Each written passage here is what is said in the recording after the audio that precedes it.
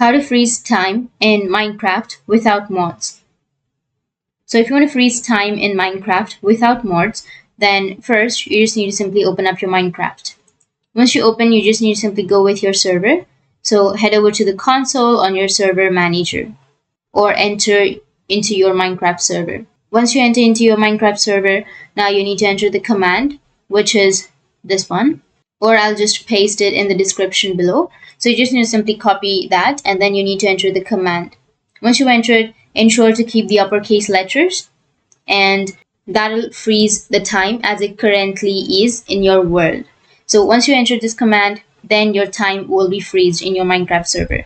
And if you want to again continue, then you can go with the second code or the second command. And once you enter the second command, then it will allow the time to continue on as normal.